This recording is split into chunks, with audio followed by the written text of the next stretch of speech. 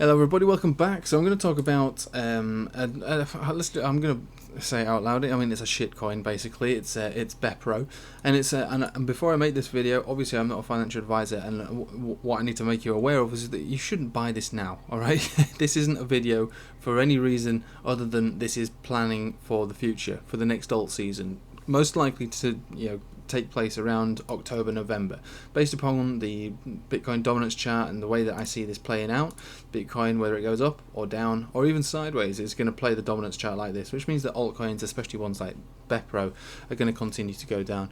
And you might look at BEPRO and go, well, actually, I mean, it's gone down a lot already. I mean, that's an understatement, to be honest with you. It's an absolute understatement. If we measure this from the top to where it is right now, that's a 92% retracement.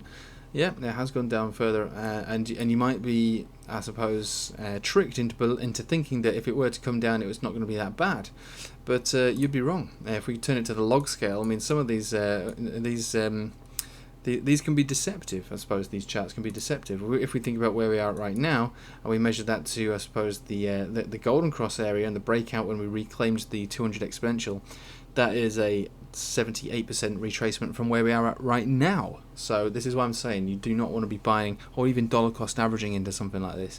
This is likely to continue with its carnage. We've got a 24-hour trading volume of $266,000 in a single day. That's pretty low. That's like a Probit standard, really. And the 24-hour trading volume on its Bitcoin pairing is less than a Bitcoin. I mean, it's almost a Bitcoin, but it is less, which basically means that it's got further to go, in my opinion.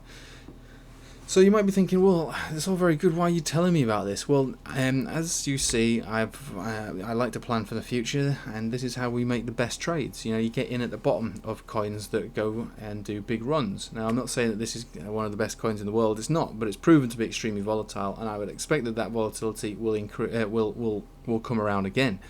Now, we can't look at this, unfortunately, on the weekly chart because it's a mess. It started off with this $100 valuation, which was dumped into pretty much immediately, and within a single week, and it was, well, I mean, what was that? It's just unbelievable. It's basically 99.9% down, and then it went down even more. So the problem with that is that it's messed up the chart. As far as this is an Ichimoku cloud coming to an end, if you can take that seriously, and then this is the parabolic portion of the cloud. 26 periods in advance of that, so 26 weeks forward from this parabolic top. Is this a cloud, or is it just a blur on the screen? I can't take it seriously, so this is really going to have to be traded on mostly on the daily chart. Now, for those who are in BEPRO, I mean, I'm sorry to hear that. If I have a little smidgen of hope I can give you, is that there is a small subtle piece of bullish divergence forming on the daily. For what it's worth, I don't think it's worth much, but it is there, and that might give a little bit of a move. Well, something like this could be a big move, but it's the volume is so low that even if you did want to trade this, you'd have to trade it with very small amounts. So you're just going to ask for trouble. But what we're going to look for basically is, all right, how are we going to know if this is bottoming out? Because it's all very well you telling me that there's going to be an alt season and in maybe the fourth quarter, and to buy the bottoms of these things. So how do I know if this is going to be a bottom? We've already shown that it could go down another 70 or 80%, and we can basically do a very crude and simple analysis, which is to think about, all right, is there any kind of form of resistance here? And there kind of is, and again, it's very crude. I can all go back to that candle top as well. So we think about this as, and this is very basic stuff, but it will help us work out what's going on. Next time we come up to this resistance, are we going to be pushed down from it, or are we going to break out of it? And if we do break out of it, that's great. And then what kind of reaction are we going to have from there? Are we going to continue to make new lows as we use it as support, or are we going to actually have some rallies? And those rallies don't mark the start of a bull run or anything like that. That basically just marks the change of behavior. That's what I'd be looking for.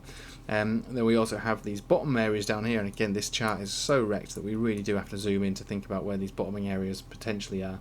And I'm not joking, I am going to go for the absolute lows, which is all the way down here, and then the tops of this, what would appear to be the first rally.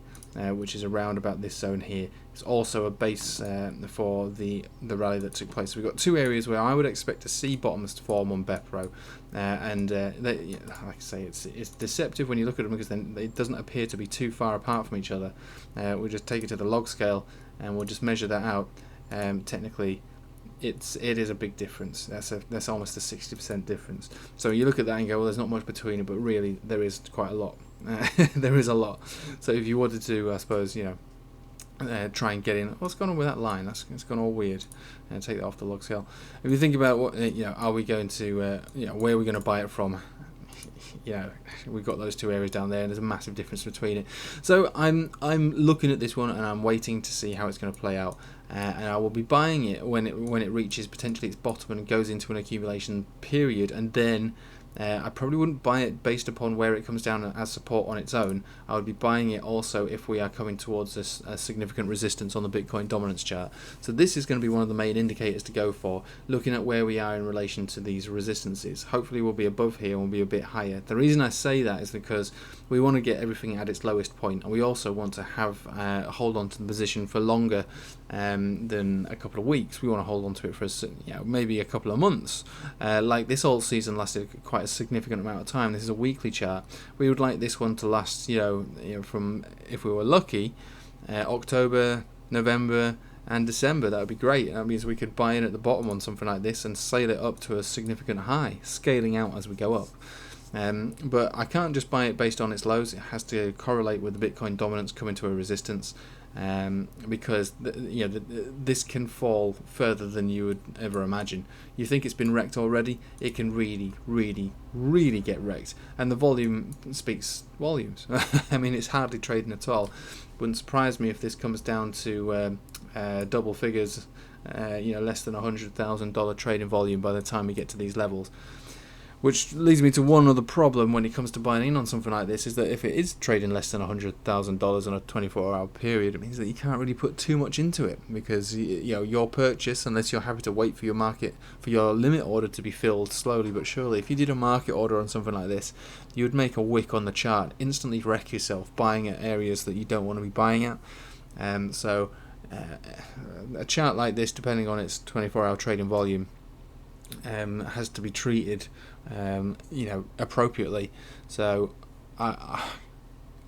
like I say, micro caps do offer great opportunities, but for when something is so low, it's difficult to put a great deal amount of in. And so I'm thinking maybe if we are trading at that low volume, I'll put some limit orders in at some appropriate areas. Hopefully they get filled. If I'm lucky, I could make a bid of between 2,000 or 3,000 at the absolute lows. And I'm not expecting this to do an all-time high. We'll be lucky to get back up to these candle wick bodies. And if we were to be buying it, let's just say from the top target over here, and we will manage to get up to this zone here, 3,000% move. That's not bad.